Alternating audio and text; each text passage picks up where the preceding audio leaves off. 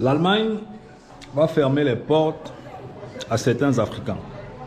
Il y a plusieurs Africains qui arrivent en Allemagne. Il y a même une race, une catégorie d'Africains qui arrivent en Allemagne et qui vont se retrouver rejetés parce qu'ils n'arrivent pas à respecter certains principes en ce qui concerne la vie quand on vient en Allemagne. Ok? Donc, il y a des Africains qui arrivent en Allemagne et comme ça, subitement, ils se mettent à vendre de la drogue. Ils vendent la drogue, ils dealent, ils font des trucs qui ne sont pas corrects sur le terrain parce qu'ils trouvent que ce sont des méthodes qui leur permettent en fait de pouvoir gagner de l'argent. Ce qui est complètement pas très cool. Tu arrives en Allemagne, on te dit de postuler, tu n'arrives pas à postuler d'une entreprise.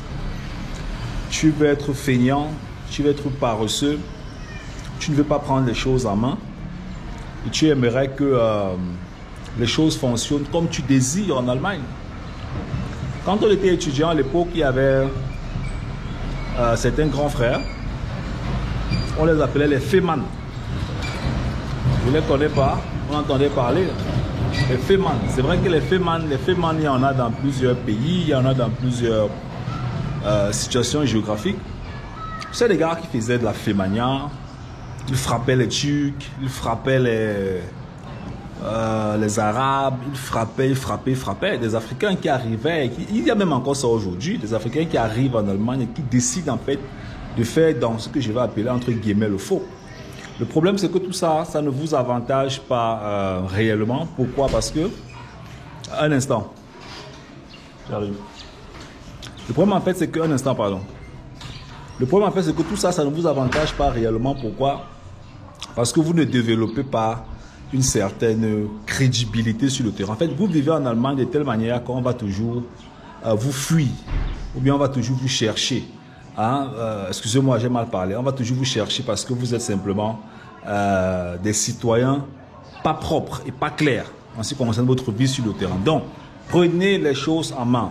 Tu viens d'arriver en Allemagne, par exemple, tu fais les cours de langue, tu étudies, tu lances ton business, dès que c'est possible, dès que tu as les papiers, tu commences à investir.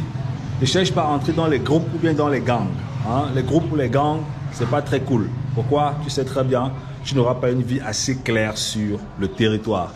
Cherche le chemin professionnel, le chemin propre, le chemin qui va te permettre de bâtir une crédibilité en Allemagne, de circuler sans passer le temps à regarder à gauche, à droite, du genre, est-ce que le policier est en train de courir derrière moi? Ou alors, est-ce que c'est le prochain, dans le prochain carrefour, on va m'arrêter? Ou alors, est-ce que si j'entre dans le train, là, on va stopper le train parce qu'on a signalé que le Fehmarn est dans le train? Ou alors, tu es sur l'autoroute, on risque de commencer à stopper toute une grande ligne de voitures sur l'autoroute parce que c'est toi qu'on cherche, en fait, ok? Donc, c'est pas cool. C'est vraiment pas cool. Il y a beaucoup d'opportunités en Allemagne.